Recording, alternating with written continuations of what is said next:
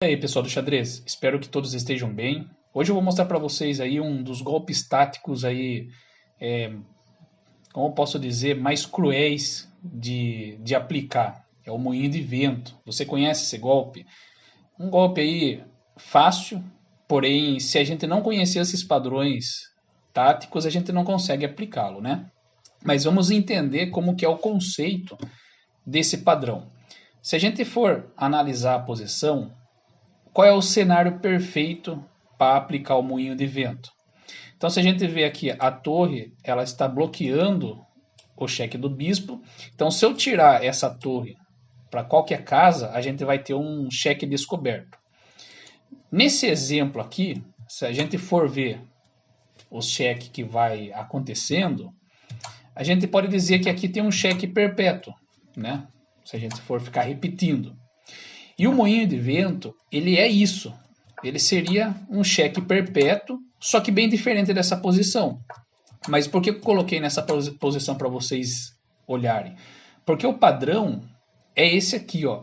O rei geralmente, tanto do lado esquerdo ou tanto do lado direito, né, na ala da dama ou na ala do rei, ele tem que estar encurralado. E geralmente tem que ter uma peça aqui, ó, aplicando esse cheque, né, a descoberto. E é isso que a gente vai fazer no nosso jogo. Então a gente tira aí a torre, cheque. O rei não tem para onde ir, ele volta à sua casa, para a casa de B8. Cheque novamente, o rei não tem para onde ir, A8. Cheque novamente e assim sucessivamente. Nesse caso aqui dá empate, porque vai haver a repetição. Mas olha agora, num outro cenário de um jogo comum, com todas as peças no tabuleiro, como que esse padrão ele vai limpar o tabuleiro do seu oponente. Então, se você conseguir identificar, ó, o rei está trancado, você tem uma peça aí com cheque descoberto. No caso, pode ser uma dama ou um bispo também. Você sabe que se você tirar ela, não tem por onde o rei esconder, ó. Então, por mais que ele queira ir para alguma casa, o cheque sempre vai acontecer. Não tem o que ele faça. Então a gente vê aqui a continuação é como infinita. Porém, a gente vai limpando todas as peças do tabuleiro. Olha que legal.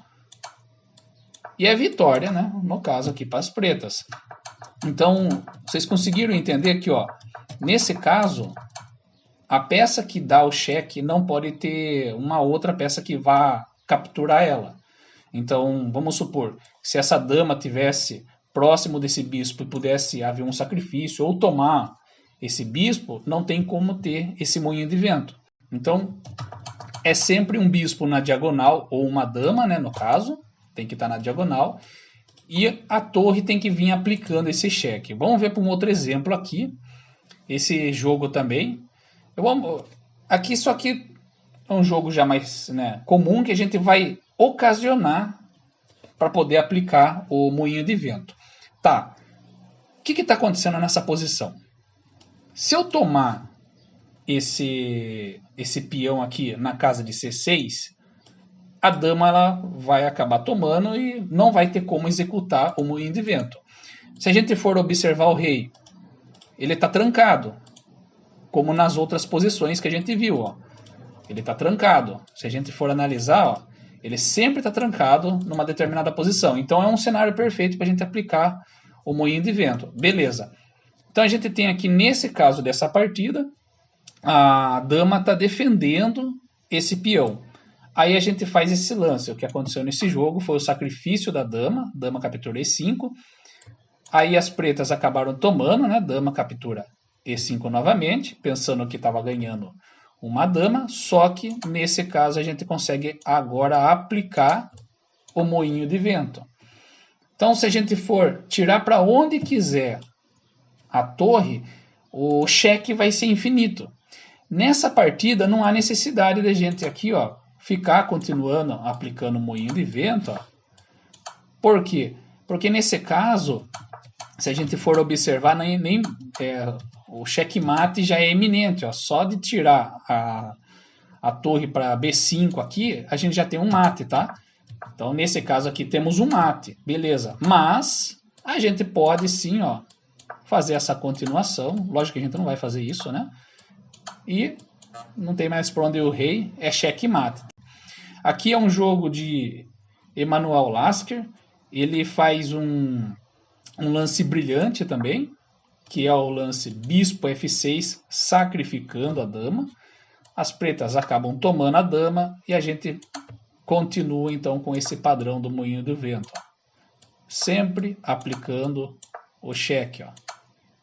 Esse padrão aqui é muito bom quando a gente consegue, às vezes, identificar, né, como que é aplicado ele, o seu jogo ele muda completamente.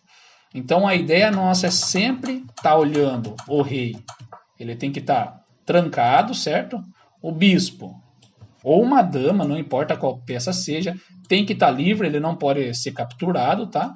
E você pode então fazer essa aplicação aí, ó, do moinho de vento que devasta, por isso tem o nome, né? Ele devasta o tabuleiro, ele leva todas as peças.